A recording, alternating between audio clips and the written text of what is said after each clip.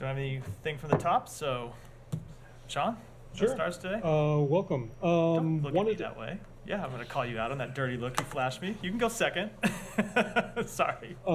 It's meant in jest. Good as you might guess, I'm sure all of us want to start on the situation with the foreign aid workers who were tragically killed in Gaza. What do you make of the Israeli explanation of it? Prime Minister Netanyahu says it was unintentional and that they're investigating. Is that enough at this point? What is the United States looking for Israel to do? So we're looking for them to do two things. One, to conduct a full, swift, and transparent investigation.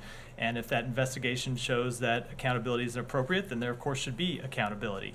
And we will wait to see the results of that investigation before we pass judgment on it. The Israelis have said to us, and they've said publicly, that they intend to conduct this investigation swiftly. We want to see it wrapped up as soon as possible. And see them put in place any measures to prevent this from happening again in the future. And that's go to the second point that we think we need to see. Not just, and they don't have to wait for the outcome of this investigation to do it. They need to put in place better deconfliction and better coordination measures to protect humanitarian workers and to protect all the civilians on the ground. And it is something that we have consistently said to them over the past few months, is that they need to improve their deconfliction measures and they need to improve their coordination measures. I saw that the defense minister, Minister Gallant, said that they are going to stand up a situation room to improve coordination between aid workers and the IDF. That's something that is absolutely critical. It's something that's overdue. Secretary Blinken has, in his conversations with Israeli counterparts, made the case for some time that they need to stand up something like that. He raised that with Minister Gallant as recently as last week when he was here in Washington. And so we're glad to see them do it. Should have been done sooner.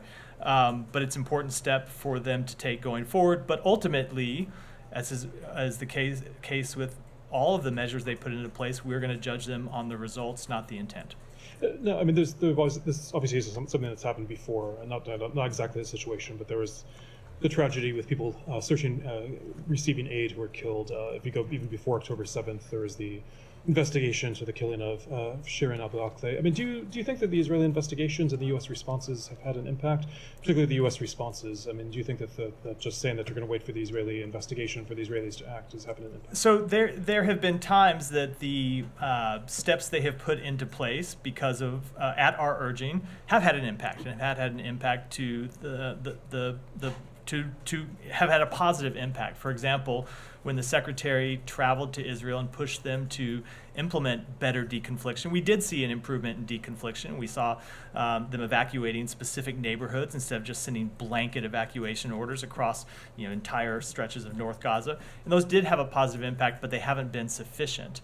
And so that's why I made this point at the beginning, that we want to see them take further steps, like the ones that they say they're standing up. But we're going to watch, and if there are more things that need to be done, we will, of course call them to do so. With respect to investigations, look, I don't want to pass judgment on what this investigation will show, just as you don't want to pass judgment on what any investigation would show before it's concluded. It's important that they conduct a full, transparent, swift investigation.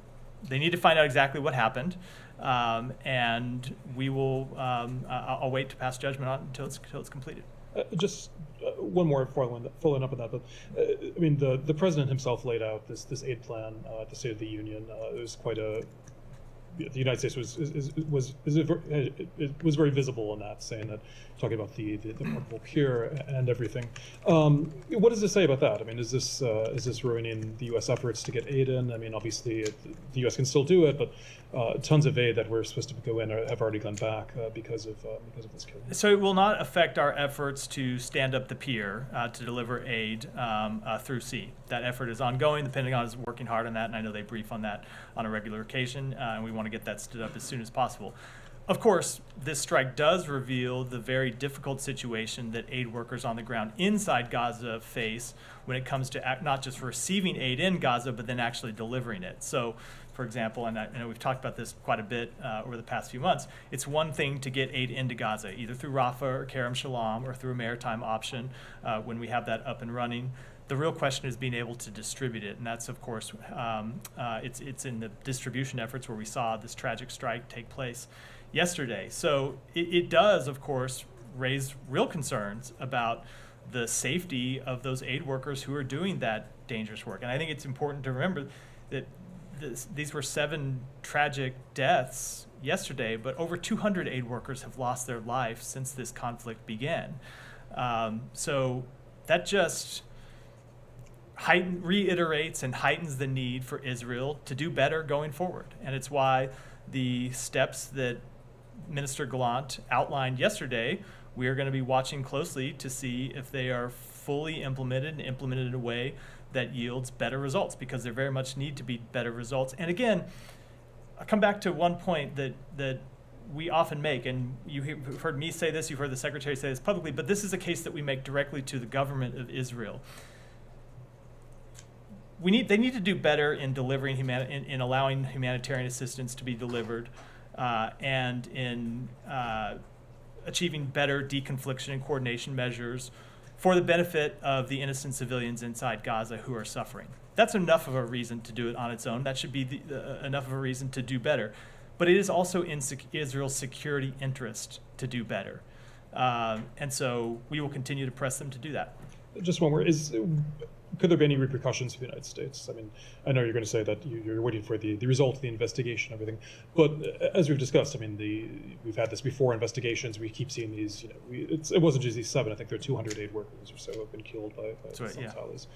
So obviously something's not happening. Are there more measures that the United States could do?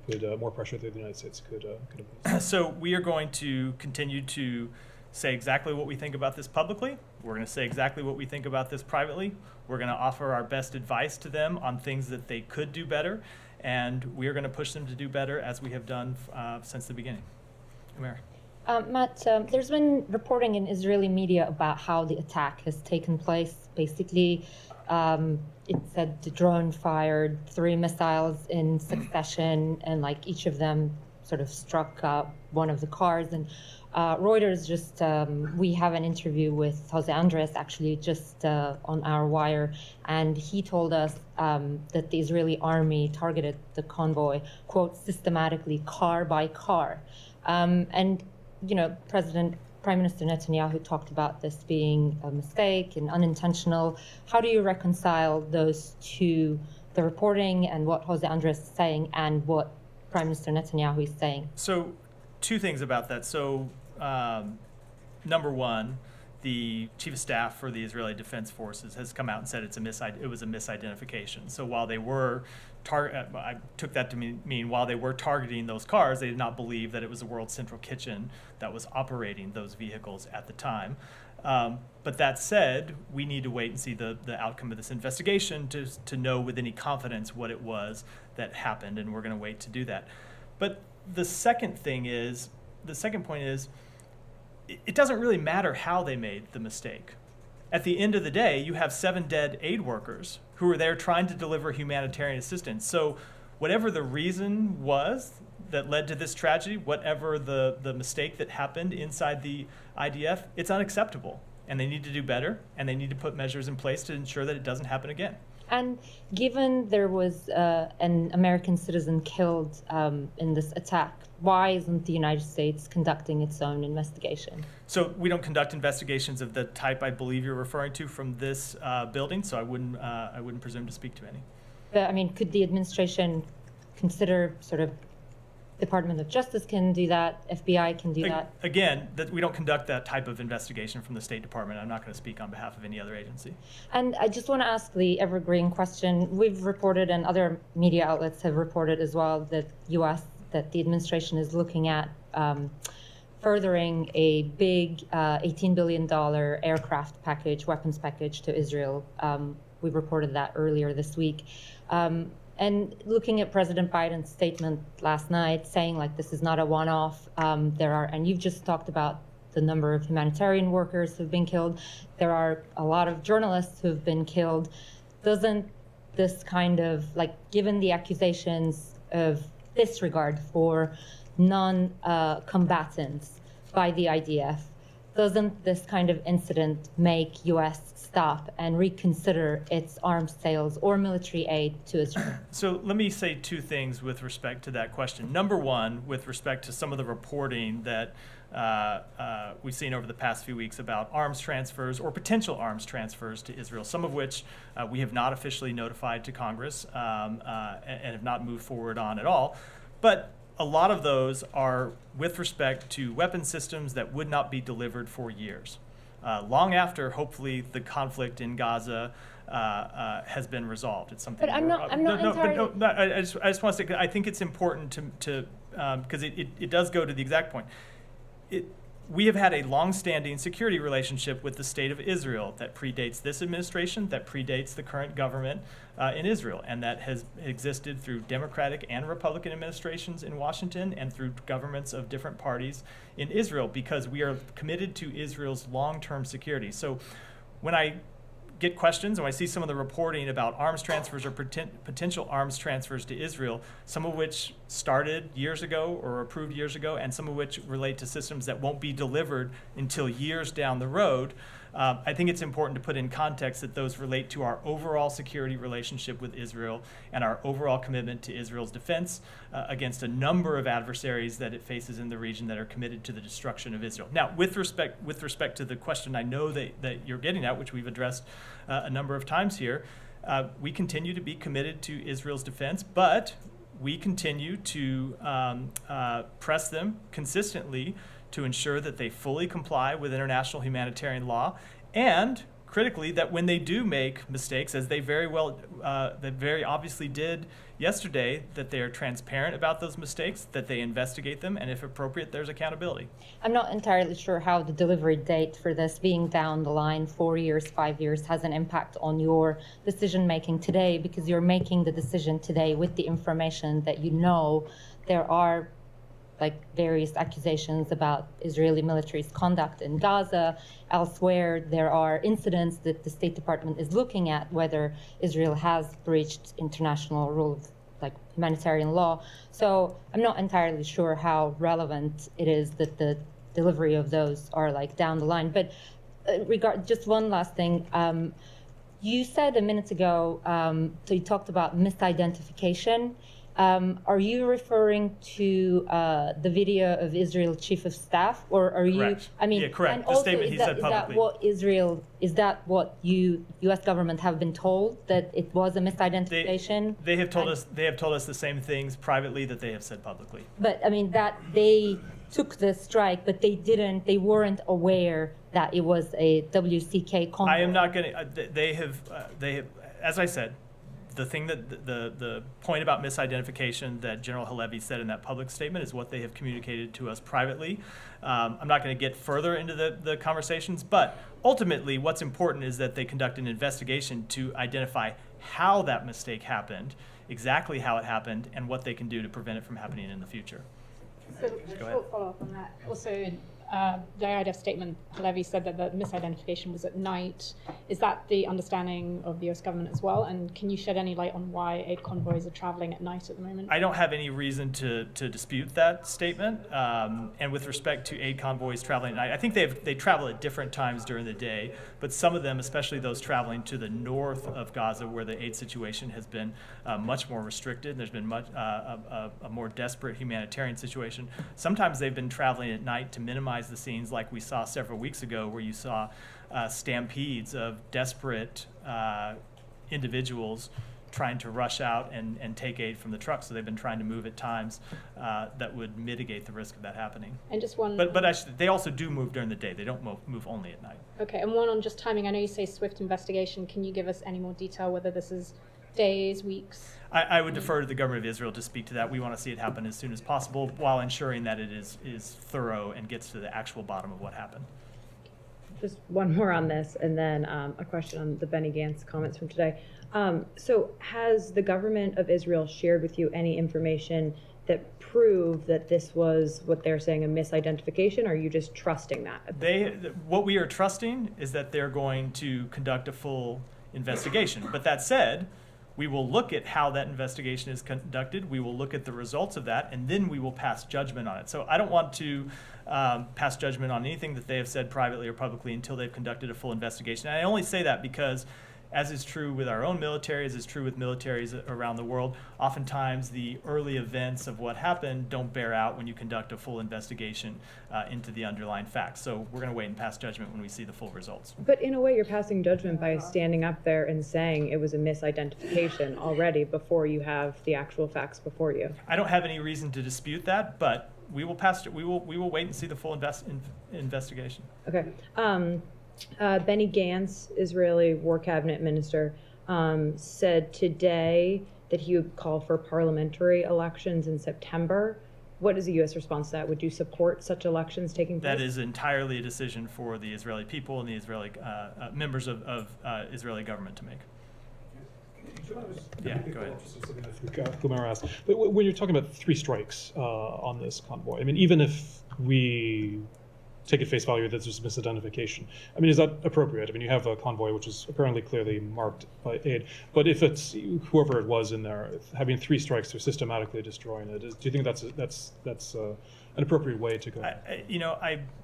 It's hard to comment on that without getting into a hypothetical. You can obviously see a scenario if there were a convoy of clear terrorists that it might be appropriate. That obviously was not the case here. So I think we will wait, as I said, for the results of the investigation to pass judgment on how this mistake happened. But as I said, it ultimately doesn't matter whether it was 3 or 2.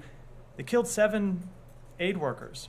However they made the mistake, it resulted in a tragedy that should have never happened, and that's what they need to prevent from happening again. Yes. Thank you.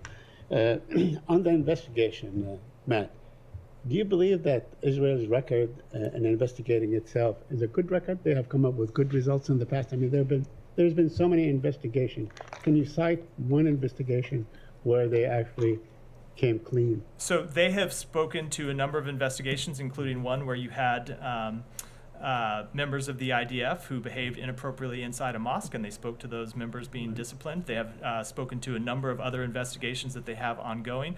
I read comments last week from the chief lawyer inside the IDF who talked about a number of ongoing investigations they have. But ultimately, let's just wait, see what the investigation comes up with, and then we can make our judgments. Okay. Now, I have a couple more. Just bear with me.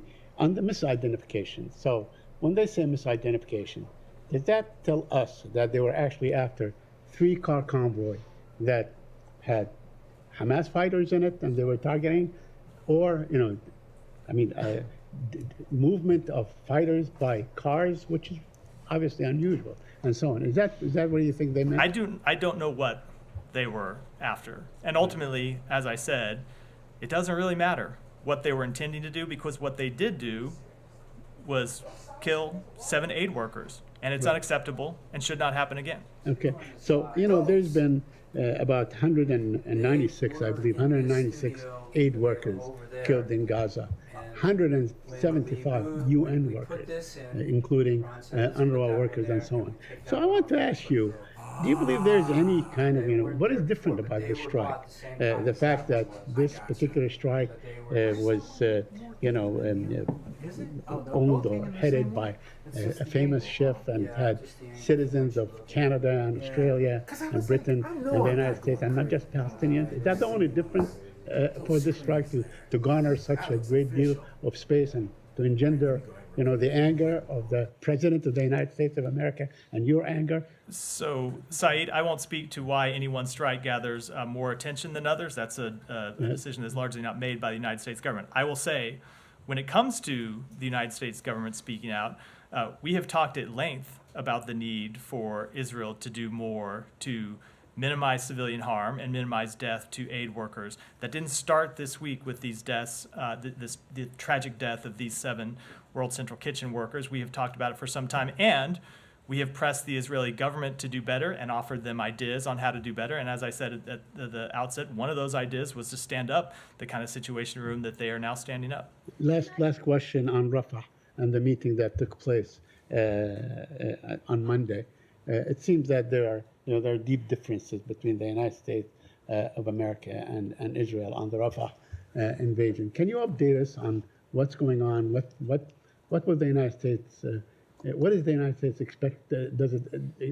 What does the United States expect Israel to do? Because we're talking about movement of maybe 1.5 million people.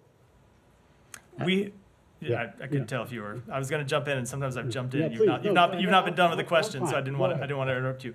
No. So, with respect to a potential operation in Rafah, what we have made clear to them is we share the goal of dismantling the remaining Hamas battalions that exist in Rafah and do pose a legitimate security threat to the state of Israel and the people of Israel.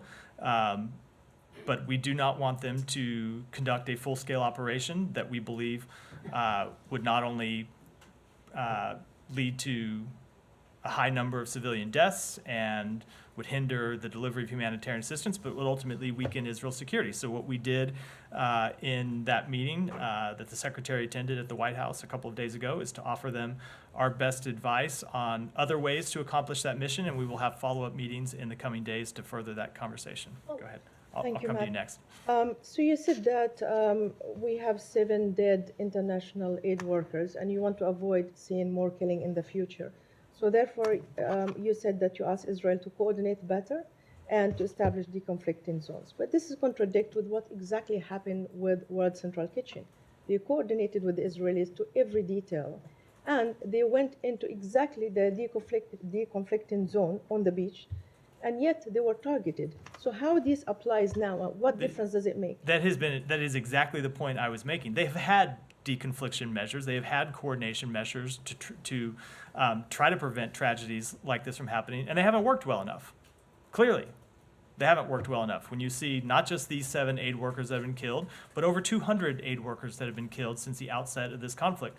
And so they need to do a better job. Some of this has been bureaucratic, with aid workers not talking to the with the IDF not having set up the right channels to communicate with aid workers, and messages not getting passed back and forth.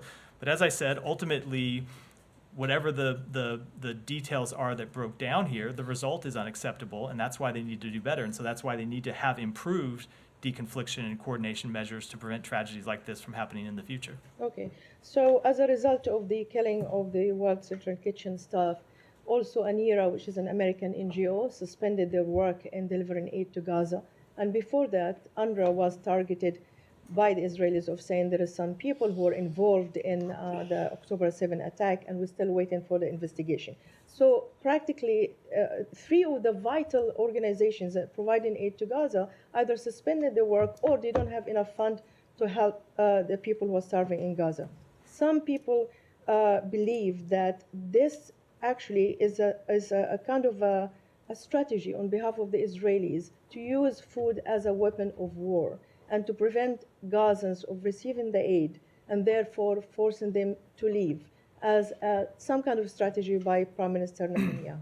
Do you see it? Can you entertain this for a second, this thought that actually this is not a mistake or unintentional or haphazard or what accident, but actually there is some kind of thought process that get into it by the Israelis? So a few things just in the preface to the question first. So with respect to UNRWA, it's not just the Israeli government that found that there were UNRWA workers that participated in the terrorist attacks. It was UNRWA itself. And I think that's always an important thing to remember. UNRWA itself that actually briefed the United States on its own findings.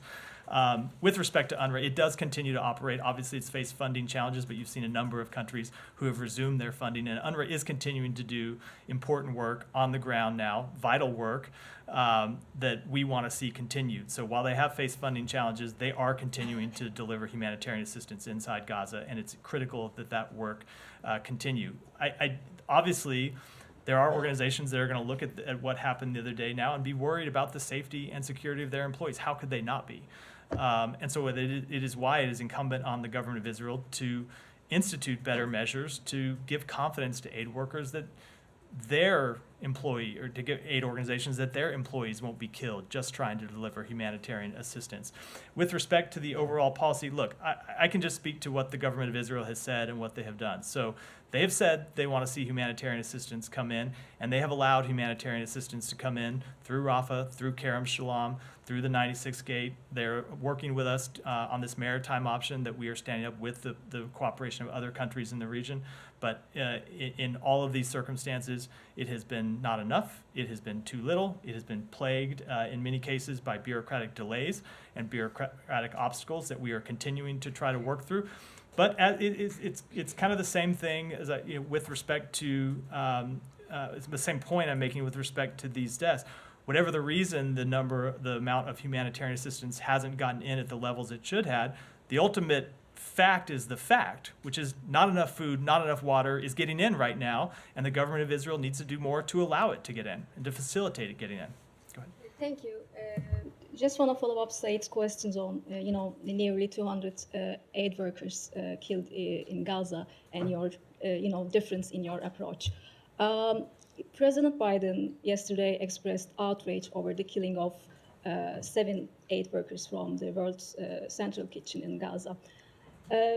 Is the administration also outraged by the killing of, nearly 200 aid workers, 100 journalists, 33,000 Palestinians, mostly women and children? Are you outraged by this too? We are outraged by every loss of civilian life in Gaza.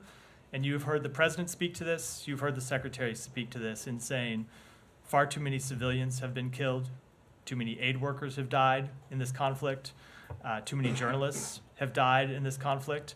And we want to see Israel do a better job in minimizing all of those casualties. Just one more on that. Biden also in the same statement said that Israel has not done enough to protect aid workers and civilians, and you yourself said that you have repeatedly urged Israel to take some steps to minimize civilian harm in Gaza.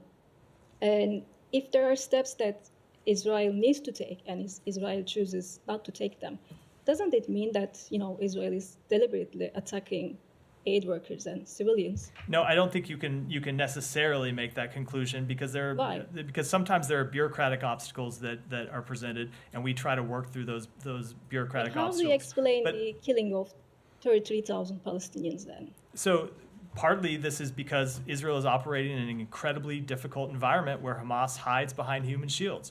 They're operating in an urban environment where Hamas has constructed tunnels beneath apartment buildings, hides in mosques, hides in hospitals, even hospitals that like Al-Shifa that Israel had cleared. Hamas returns to those hospitals. And so it is an incredibly difficult environment, and the Israeli Defense Forces face real challenges. Does this justify real challenges, but I'll say it does not minimize at all their responsibility to do everything possible to prevent taking civilian life. Yeah. Tom? Just to follow up on the several questions about the value of investigations after actions by the IDF. I mean, you've called numerous times for investigations after Palestinians have been killed in recent years. Some of those have been US citizens. In the last 2 years, Omar Assad, February 2022, found dead after being detained by Israeli soldiers. You called for a thorough criminal investigation and full accountability. Shireen Abu Akleh, as we know, May 2022, a US citizen. You called for a full investigation. June 2023, Omar Khatin, a US resident in Tura Messiah, which is a town full of US passport holders in the West Bank. You called for full accountability and justice. I haven't, what are you satisfied with the outcome of those 3 investigations for a start? And then what should we read into your call for an investigation in this case? So I can't speak to the specifics of every one of those investigations. Some of them predate some of them predate my time here. Before I was working at the State Department, I can say with respect to the investigation of Shireen Abu Akleh, of course, we called on Israel to investigate, and we also called on them to cooperate with our investigation. And they did cooperate with our investigation that the U.S. Security Coordinator conducted that concluded that gunfire from IDF positions was likely responsible for her tragic death. And so there were steps that they took to cooperate with the investigation that we had. Ultimately, as it pertains to the deaths of, and I should say there are two other cases that are ongoing right now. One of American citizens who were killed in the West Bank. One investigation that's being conducted by Israeli law enforcement. One that's being conducted by Palestinian Authority law enforcement. And in all of those cases, we want the same thing. We want a full investigation. We want it to happen as quickly as possible, but we don't want that swiftness to come at the expense of thoroughness. Ultimately, it's important that they get it right. And then with respect to all of them, we will make judgments on a case-by-case basis on whether that investigation was conducted fully and appropriately and led to appropriate outcomes and results. I mean, B'Tselem, which is a very well-respected Israeli human rights group, several years ago said it would stop cooperating with military investigations in Israel because, in its words, they are nothing more than a masquerade. Do you see that view? Do you have any sympathy with it? Let me just say, with respect to, I think we're all going to have a chance, the entire world, including the journalists in this room, including the United States government, to look at an investigation being conducted by the Israeli Defense Forces with respect to the killing of these 7 World Central Kitchen workers. And we are all going to be able to make our own independent judgments about the thoroughness and the reliability of that investigation. I know that we will do so, and I'm sure that all of you as well will as well. Yeah, let's stay on, Alex. I'll come back to you. Stay in the region. Matt, just want to follow up on Saeed and Rabia question regarding this attack on WCK convoy is not an isolated incident. There have been attacks on convoys before, on UNRWA's storage facilities. People queuing for aid in Gaza have been also targeted by the Israeli forces. And now you're calling them for an investigation, you're calling them to change to make some changes so this incident doesn't happen again. But don't you think that the U.S. soft approach toward Israel in this war also led them to get away with it, for example? So I would do that. Oh, sorry. I would disagree with the characterization. We have on a number of occasions pressed them to do more on deconfliction measures, on protection of civilians, and they have taken steps that have been important in most cases, nearly all cases, not enough, but steps that have been tangible and that have produced results. But we want to see them do better, and that's why we'll continue to engage with them on that. But do you think it was better enough, let's say? I mean, the northern Gaza is on the verge of famine already. Aids are not coming in for a while now, for months. You're pressing the Israeli counterparts. It seems that doesn't yield results anymore. So I will say that you can look back at the history of our engagements with the government of Israel and show where it has produced tangible results. And that includes in the immediate aftermath of October 7th, right up into the recent history, starting with the first trip that the Secretary made to the region when he urged the government of Israel to open Rafah, and then the president came 2 days later and cemented that agreement to open Rafah, which allowed humanitarian assistance to get in. We then engaged with them to urge the opening of Kerem Shalom, which is an important step to allowing more humanitarian assistance to get in. The same thing is what led to the opening of the 96th gate in the north, the same thing that led to flour coming in through Ashdod, the same thing that is leading to the opening of a maritime route to get more humanitarian assistance in. When it comes to deconfliction measures, it was our involvement that led to them to implement a humanitarian pause, not just the pause of 1 week, but 3-hour pauses with 4 hours notice in the early days of the war when they were bombing neighborhoods, oftentimes with kind of blanket notices, but not with any kind of specificity.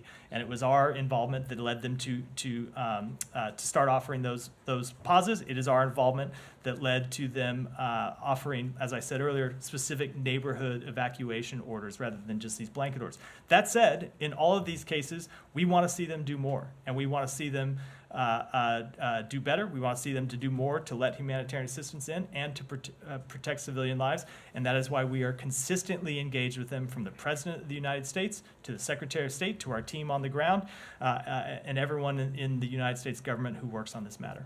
My last question about the statement that issued by the White House yesterday and President Biden's statement regarding this attack on the latest account on the convoy.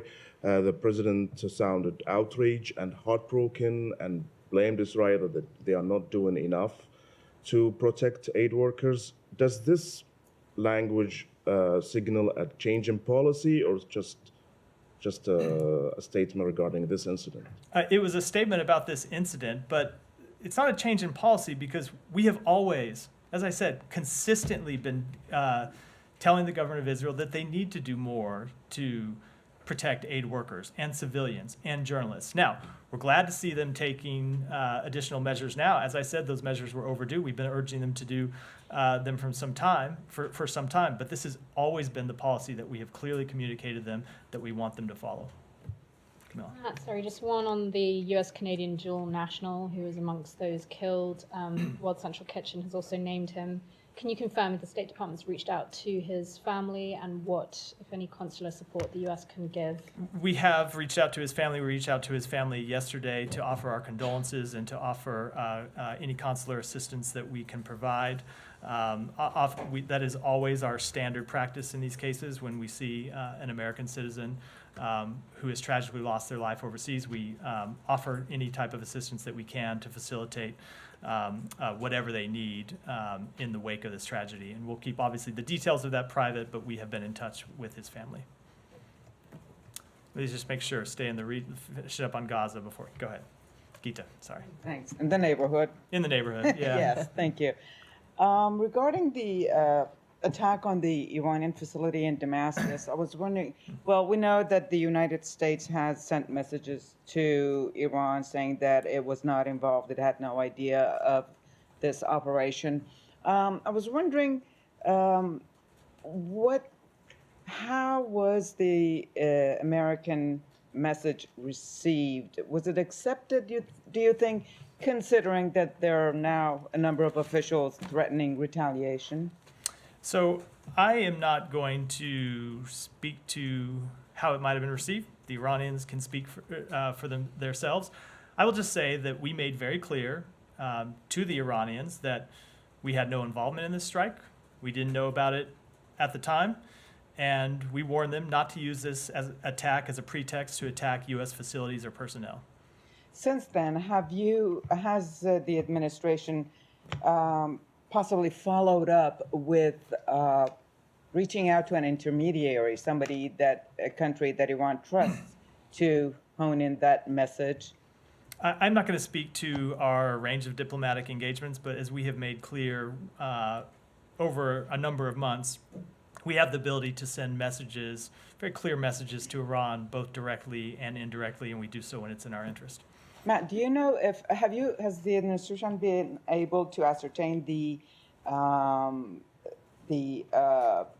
that the facility, the Iranian facility, was indeed a diplomatic one, as Iran claims? We are still gathering details about what precisely type of facility that was. And given the Iranian response or threats, are U.S. interests, troops in the region and across the world, have they been put on alert? So I would defer to the Pentagon to speak to that. Obviously, we have been broadly, broadly, and I'm not speaking on behalf of the Pentagon, but just on behalf of the State Department, broadly concerned about escalation since October 7th. And you've seen us take a number of steps over time with respect to our embassies. We are constantly monitoring the situation and making assessments about the precise threat environment at any given day, but I don't have any updates to posture to announce. And with respect to American forces in the region, I would defer to the Pentagon for comment. Thank you. Go ahead. Thank you so much. Two questions, basically. First question, specifically for you being diplomat, do you think so attacking diplomatic missions and diplomats in an area that is dedicated or declared a diplomatic mission? It sounds like U.S. have no condemnation on this Israeli strike. It will be another continuation for Israel, another signal to continue this effort. Because the attack where it happened, that location is very adjacent to other missions, like Canadian mission is very next to it. So what is your comment? We do not support attacks on diplomatic facilities, but as I said in response to Gita's question, we're still gathering information about what type of facility this was. And my other question is regarding the United States position on the strong support to Indian opposition, as the State Department issued many statements in the support of Delhi Chief Minister Kejriwal and then the asset freezing of Congress. So it seems like United States have very strong position to condemning the attempts to silence the opposition in India. But regarding the political prisoners in Pakistan, specifically the female prisoners that are still behind the bars for many political charges, so why so strong position for Indian opposition and nothing for the Pakistani political prisoners? So I would not agree with that characterization. We have made clear on a number of occasions that we want to see everyone in Pakistan treated consistent with the rule of law, treated with respect for human rights, as is our position with respect to any country in the world. The female prisoners. Prim, go ahead. Thank you, Matt. It's been 110 days since journalist Samir Abu Daqqa was killed, 65 days since 6-year-old Hind Rajab, her family, the medics at Sabre were killed. Per Sean and other colleagues' earlier question, today should be Shireen Abu Akleh's birthday, our Palestinian-American colleague, I might add, killed in 2022. So I'm wondering if you have updates on not just the investigations, but actual accountability measures in response to these. And if not, how can this administration's approach of relegating things to months-long investigations while not changing policy, all as thousands more are killed, be a justified approach? So I would say that with respect to Shireen, I did speak to that a moment ago. But in terms of accountability, I know. well. We condemned her killing when it happened. We still condemn it now. There was an investigation conducted by the United States that found no reason to believe that death was intentional, but it is a tragedy nonetheless. With respect to investigations, and look, I used to have to answer questions on behalf of the Justice Department that were very similar to this. Investigations in some cases take time. You heard me a minute ago say we want them in every case to be conducted swiftly, but not at the expense of thoroughness. And that is our position with respect to these investigations in Israel. It is our position with respect to investigations anywhere in the world, whether they impact an American citizen or they involve other types of tragedies. So we will continue to press for not just full investigations, but when warranted, all appropriate accountability measures. But so, yeah, like given that approach, I understand, but given again that thousands of people have been killed since these incidents I've laid out, the Hind Rajab's killing, the journalist killing, like how is this justified given, and as you've said yourself, like the material consequences of these things matter. The fact that 7 aid workers have been killed matters. So how can this approach continue to be justified if, well, at the end of the day, what matters is thousands of people continuing to be killed with no change of policy? So there are two things here. I think one is with respect to investigations, and we want to see accountability measures when appropriate for people who have behaved inappropriately in violation of IDF code of conduct or in violation of international humanitarian law. We want to see accountability inside the Israeli system. But it's also true that we have pressed the government to enact operational changes to prevent further civilian loss of life. And we have seen them, as I've spoken to at length, enact changes over time. Those haven't been sufficient. We have seen Minister Gallant announce new changes that they're putting in place just yesterday, and we're going to watch those and make our judgments based on how they work. And finally, one more. As our colleagues have pointed out, hundreds of aid workers, doctors, volunteers have been killed even before this week. The U.S. has cut funding to UNRWA. The World Central Kitchen is pausing operations, and NARA is pausing, all out of fear of their workers being killed. And you think of, for instance, the Mr. Rogers quote, the infamous Mr. Rogers quote, if you're hearing me. When I was a boy and I would see scary things in the news, my mother would say to me, look for the helpers. You'll always find people who are helping. I imagine, you and your colleagues have come into this work, hopefully, trying to be helpers too. So I wonder, what's the United States' message to the helpers in the world trying to help people in Gaza, given those helpers are being killed with American military aid? So you saw the Secretary speak to this, with a very similar quote yesterday, speaking in Paris about how aid workers are the helpers that run into conflict to provide help to those who need it. And our message to them is what it has been throughout this conflict, that we support the work that you do, we fund the work that aid organizations do in Israel, in Gaza, all around the world, and we want to see that work continue. And we will continue to make very clear to the government of Israel that it needs to do much better to protect those workers from harm. All right, any more in the region before we move on? Yeah, we'll finish here and then I'll take a few.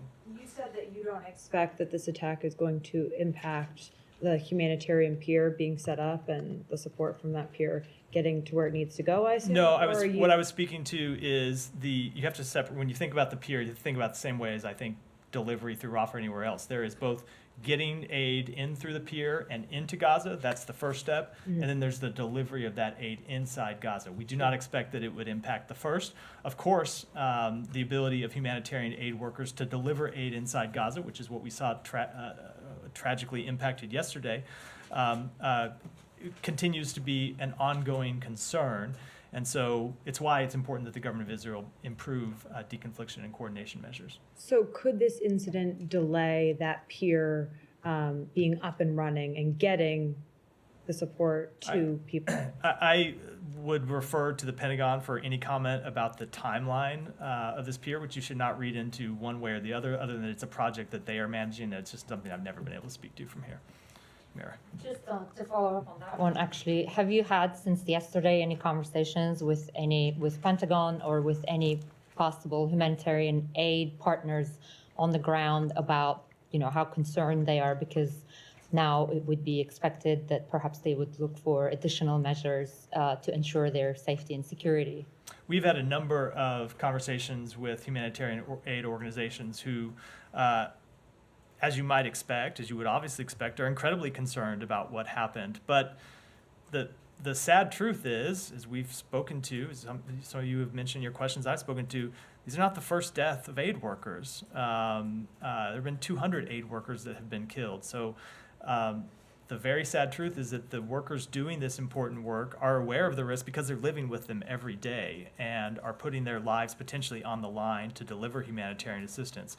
So what we have heard from aid groups is they want to see the government of Israel do better, and that's what we have pushed the government of Israel. And had you picked a partner on who's going to distribute from that pier, who's going to pick it up from the pier? I'm not aware of any further updates or developments on that question. It's something we're continuing to work through. Just a couple of other things. Is it State Department's or is it U.S. understanding that there is already famine in Gaza? You have warned of imminent risk, but is it your understanding that there is already famine in Gaza? I'm not aware of an assessment that there is currently famine. Now, there are places where we have a lack of information, particularly in northern Gaza, where it is very clear that there is acute food security and there is a potential for famine. What's actually occurring on the ground is very difficult to know. Bottom line is there needs to be more food delivered to people who desperately need it, because if famine is not already occurring, there are at least parts of Gaza that are on the brink of famine, and we need to get food in to those people. And two more things. Palestinian Authority wants a vote at the UN Security Council in April to become a full member. Does the U.S. oppose this? And if necessary, would you veto it? So I'm not going to speculate about what may happen down the road, but we have always made clear that we believe while we support the establishment of an independent Palestinian state, and you've seen the Secretary engage in very intensive diplomacy over the past few months to try to establish a Palestinian state with security guarantees for Israel, that is something that should be done through direct negotiations through the parties. It's something we are pursuing at this time and not at the United Nations. Okay. And the final thing is, Kirby said, I'm almost done. Kirby said yesterday on the podium that State Department has not found that Israel's military conduct has violated international humanitarian law. His comments sounded conclusive and definitive. So I just want to follow up and clarify, does the State Department have such a definitive conclusion that it has looked at all of the incidents raised so far and and all of the incidents and the review on those have been concluded, and as a result, you have a definitive assessment that no violations have occurred? So I saw what the Admiral said. He also said that we have ongoing processes here at the State Department, and that is correct. We have ongoing processes here at the State Department to examine that very question, and we have not at this time concluded that Israel has violated international humanitarian law, but these are very much ongoing processes with respect to that question. Can I just follow up one thing on that? Yeah. Have any of those, when you're making the assessments, have any of those gone to the Office of the Legal Advisor? I have made it clear that we are not going to talk about the specifics of internal deliberations and how we're conducting those processes. But if this it's about international humanitarian law, so it's a legal assessment. There are a number of offices inside the State Department that are involved in these assessments, but I'm not going to speak to the exact specifics. Are you able to say how many incidents in total are you looking at? Is it a couple of, is it dozens? A number of them. I'll leave it at that. Yeah. Yesterday's presser. I meant Sean, but go ahead, Alex. I've been overlooking you for some time, so go ahead. Back to yesterday's presser. The secretary seemed to suggest that Russia has already received Iranian ballistic missiles and has used it in Ukraine. The White House yesterday couldn't confirm that. Did the secretary mean to say that? Was it a translation error? I shouldn't mention that he was speaking in French. He was speaking in French, and we have made very clear that we have been concerned about the burgeoning security partnership between Iran and Russia. The secretary was speaking to the fact that they have delivered drones already. Thank you. I want to move to the South Caucasus. The secretary spoke with Aliyev today. If you look at Azerbaijani readout, Aliyev was venting about this week's meeting / Armenian summit, and he said that the failure to postpone the trilateral meeting, despite his concerns, he says, will lead to escalation of tension and rather than peace. Did the secretary agree with the assessment, and is the meeting still on? So with respect to that, I am going to defer to a statement that we have coming out shortly. The secretary spoke to President Aliyev earlier today, and we'll have a readout coming. Yeah, but about the particular point that Aliyev made, did the secretary, will that change anything? We will speak to that in the readout, but the meeting is still ongoing. All right, on Georgia, do you have anything for me on Georgian government's trying to reintroduce, let's say, the Russian law? They tried it last year, they failed. It looks like they are trying to do it. So we've seen the reports that they are considering that potential legislation, and I would just say that last year tens of thousands of Georgians took to the streets to make their European ambitions known and to reject the last attempt to implement this law. Georgia has a historic opportunity to open EU accession talks, and we stand ready to continue to support Georgia in that process. I have one more, if I may, on Russia sanctions. It appears that the administration removed 3 of Russia sanctions from the SDN list, targeting VTB Bank, subsidiaries. You guys imposed them two months ago against, Russian oligarch because of sanction violations. What is the reason for that decision? So with respect to that specific question, I'll refer you to the Treasury Department, but I would note that we have continued to impose new sanctions on Russia, including just in the past few months, and have taken measures to tighten the enforcement of our existing sanctions. Thank you. Sean, go ahead, and then I'll come to you next. Uganda. The Constitutional Court in Uganda today struck down a bid to undo the anti-LGBTQ law. So I'm wondering if the U.S. has any reaction to the court ruling and whether this will have any implications on policy toward Uganda, including potentially more sanctions. So the United States continues to be deeply troubled by human rights abuses in Uganda and by the Anti-Homosexuality Act. We believe that law undermines the human rights, prosperity, and welfare of all Ugandans.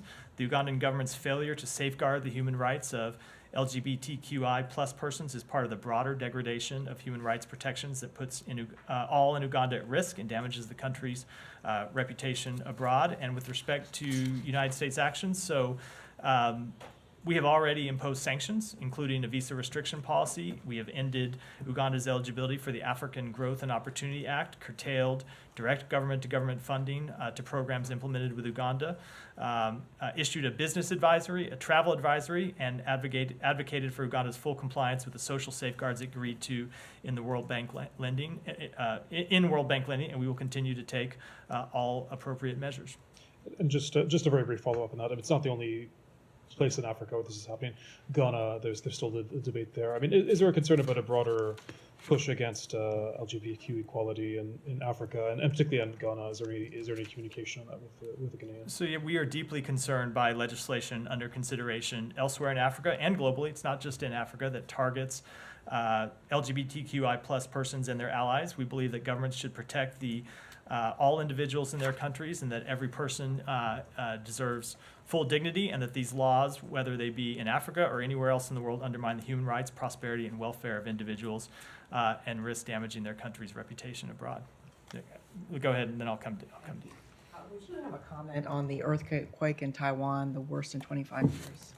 I would say first and foremost, we express our deepest condolences on behalf of the United States to the at least 9 people dead and 900 injured and their families and everyone who was affected. We stand ready to support the people of Taiwan at this difficult time. USAID staff in the region and here in Washington will continue to closely monitor the earthquake and tsunami warnings and will remain in close contact with the American Institute in Taiwan and are ready to provide assistance if necessary. Also, with the AIT chairperson now in Taipei, would you have a message ahead of the inauguration next month of Taiwan's president-elect? I would say that the chair will meet during this trip with a range of senior Taiwan leaders, political figures, and scholars from across party lines to discuss continued U.S.-Taiwan collaboration on issues of mutual interest such as regional security, a mutually beneficial trade and investment, and people-to-people educational and cultural ties. But broadly, U.S. policy has not changed. We have a long-standing, rock-solid partnership with Taiwan, and we look forward to continuing that unofficial relationship through the Taiwan political transition. On equality, the Secretary announced a new chief DEI officer yesterday, but there's criticism both internally and outside of state on why this took so long. The position was vacant for 10 months and doesn't require Senate confirmation. So why did it take so long if this is such a top priority for the Secretary? So we were working to find the best possible candidate, and we believe we did find the best possible candidate. Oftentimes when it comes to these jobs, you have to go through difficult bureaucratic procedures to fill basic positions. But I will say the emphasis that the Secretary has put on this job has not wavered, and has put on this issue has not wavered throughout that time, and that our work to expand diversity has continued since the outset of this administration, because the Secretary believes that having a workforce that reflects America and all of its diversity makes us stronger and improves our national security. And we look forward to working with this new diversity officer to expand the work that we are already doing. And we'll take one more and then wrap for the day. Thank you, sir. An Indian internal investigation has found the involvement of the intelligence officials into the assassination attempt on Sikh leader Gurpratap Singh Pannu in New York. According to Indian media, that report is also shared with the State Department. Do you have any response on that? Because you were also waiting for that since long. So I'm not going to speak to media reports. I will just say that we have made clear to the government of India that we want to see them conduct a full investigation, and we continue to look forward to the results of that investigation, but I don't have any updates to offer. So according to some media reports, the United Nations has delivered more than $2.9 billion in cash to Afghanistan since the Taliban seized control, resulting in the flow of U.S. funds to the extremist group. So sir, is this happening with the consultation of U.S. government, or? No, not at all. So let me make clear that we require all of our partners to have safeguards in place to ensure that assistance reaches those who need it. We also require robust monitoring and reporting from partner organizations implementing assistance programs, including those in unstable and unfriendly environments. When there is cause for concern related to the delivery of assistance, we have plans and protocols in place to respond, and we will continue to monitor all of our assistance programs and seek to mitigate the risk that U.S. assistance could indirectly benefit the Taliban or could be diverted to unintended recipients. So in response to the President Biden's letter, Pakistani Prime Minister Shehbaz Sharif has said that Pakistan is willing to work with the U.S. for global peace and regional prosperity. What support can U.S. offer Pakistan in addressing security threats from neighboring countries and combating the Pakistani Taliban? So we will continue to work to expand the security partnership between the United States and Pakistan. We have spoken to that a number of times from this podium. It's been a priority for us, and will continue to be so. With that, I'll wrap for today. Thanks.